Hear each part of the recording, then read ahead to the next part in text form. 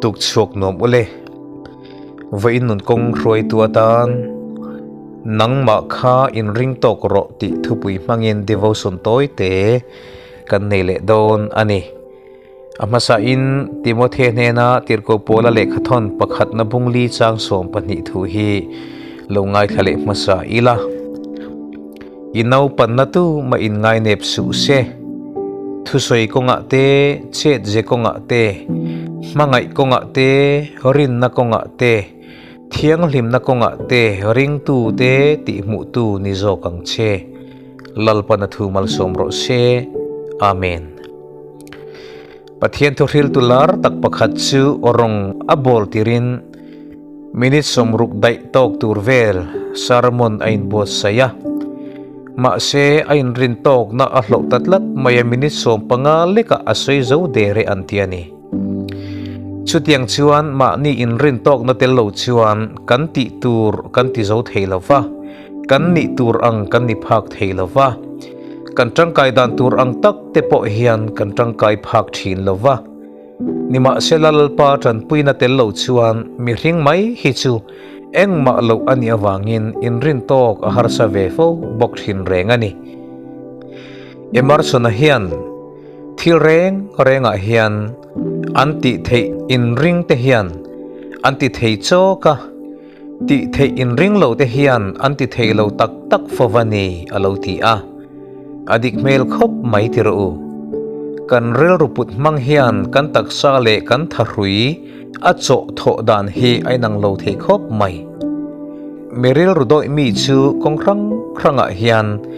kan tal boi ma bik thina hupurna nen hian thui kal ahar sa thin khop mai chu wangin zam le mai thin he ring nuna hian chakna le hoi sen na tharau thianglim kal tlanga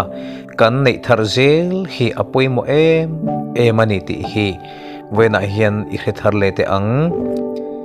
pathian tharau thianglim kan ma mo zia in riat chu hi thil mu chu zonga ropui berjinga mi ani hialin karingani Timothy chu naupangte ni in efesi ko rana pastor na thoka efesi hi asia rama ko ran pasari thupon bung ni akan mu jinga mi kha ani nge ani he na thok tur hian pola hian afui na sa ve ma puitling zok te kum upa zok te jinga pastor na thok tur khanin ana mailo mani chuwang chuan anau panna kha a khelu tukanga ani turang ani lawanga ama ain rin tok lo na in ani turang ani tir thei lawang ti hlau khanin inau panna tu ma in ngai nep su se ti ina fuyani he thu hi kong dangin thil fia don ta ila nau pang ma la in rin tok na hlo ngai su ang che ti na te po akok thei o me che je konga te thu soi konga te mangai na konga te rin na konga te thiang hlim na konga te in vong fela bidang te ti mu tu model ningam turin afuyani he hi tu tan po apoi mo hle mai mitam tak chu Krista nena an nun hi an chun lu zo vek lawa wangin an nun tharau lama apon loya a nget tok lawa a chak tok hek lawa an on le duai mai thina an pasal fanau te bula ari in an tong trai ngam lawa an nupui fanau te bula ari in an tong trai ngam heklo chu tiak mi chu kei po in ka mu fo to a ka renwal to ani vena hian in rin tok na kan nei apoi mo sia kan soi rual hianin nangma kha in ring tok ro kan ti rual hianin apoi mo ber amor bok na ka soi du chu pathian tharau thiang lim tran puina tel lo chuan in rin tok na hi ne ahar mani